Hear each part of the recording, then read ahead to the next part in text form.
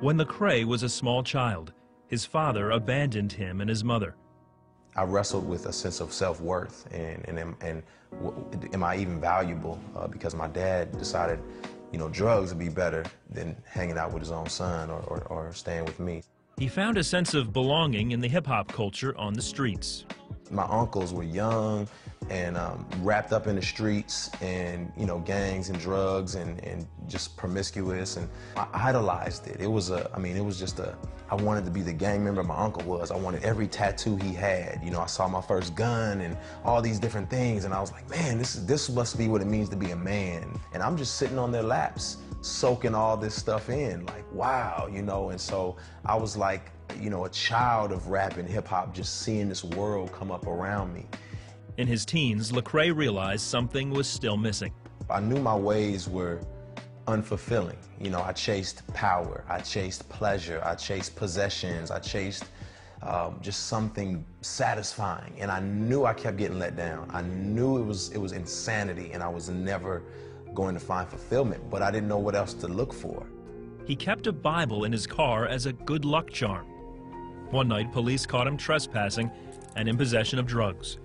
He was cuffed and sat in the police car waiting to go to jail. And the police officer goes to my car, and he saw the Bible, and he came back to the police car and he said, son, you got a Bible in your car? And I said, yes, sir. He said, you know what that Bible's about? And I was like, I need to. And he said, well, you know what, today I'm gonna let you go because I want you to get into that Bible and I want you to start living it. And that really did something to me, and that really rocked me. And I didn't want to get in any kind of trouble like that again. He joined some friends at a Christian conference where he heard what Jesus did for him on the cross. And he talked about Jesus, carrying his cross on the mount on Golgotha, and just the turmoil and the pain that Jesus went through. That Jesus would take all that on his own back floored me. And I said, I don't want to live like this anymore. And I just bowed out and said, Jesus, I'm sorry, and just broke down crying. For a year, Lecrae walked a line between college partier and committed Christian. His life was spinning out of control, and he knew it. Just cried out to the Lord one day. I said, God, I feel like I'm going to kill myself or kill somebody. And I said, please just stop me before it gets to that point. I said, stop me. Do whatever you got to do. Just don't kill me.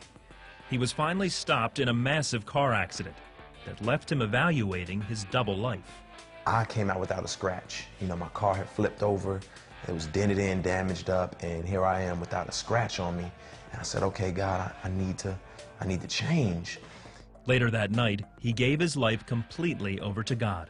I was radically changed. To realize that I had been living a lie, to realize that I was unsatisfied and I would never be satisfied until I came to Jesus, was so revolutionary for me that I wanted everyone to taste it. I wanted everyone to see how awesome God was. Lecrae typed out his testimony and handed it out on his college campus. He talked about God to anyone who would listen. And I was proud. I was proud to have my story on that piece of paper. And I got laughed at, and I got called Jesus freak and Jesus boy and, all kind of stuff. But I was changed. Before long, he learned he could blend his passion for God and his ability as a rapper. I thought that God and rap would never work. I thought that God wasn't okay with rap. People knew I used to rap, and I went to the Bible studies, and someone said, hey, why don't you, rap about Jesus? And so I just on the spot, I just came up with the rap about Jesus, and they were like, man, that was good. And I was like, wow, Lord, maybe you could really do something with this. He began ministering to kids in juvenile detention. I ended up there for 3 years, every weekend, just sharing my heart and sharing scripture and rapping as their praise and worship on Sundays. His music has spread around the world. His newest CD, Rebel, debuted at #2 on iTunes. But his purpose goes way beyond selling CDs.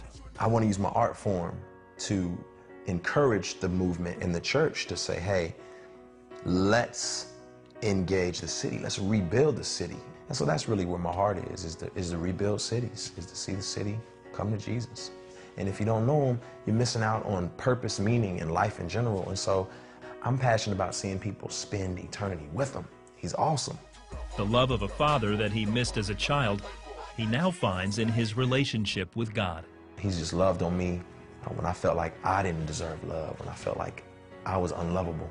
I'm really grateful, and I feel fortunate to have a huge family that is beyond race, creed, culture, and to have a father who shepherds us all. And when I think about that, my mind is blown. There's nothing like it.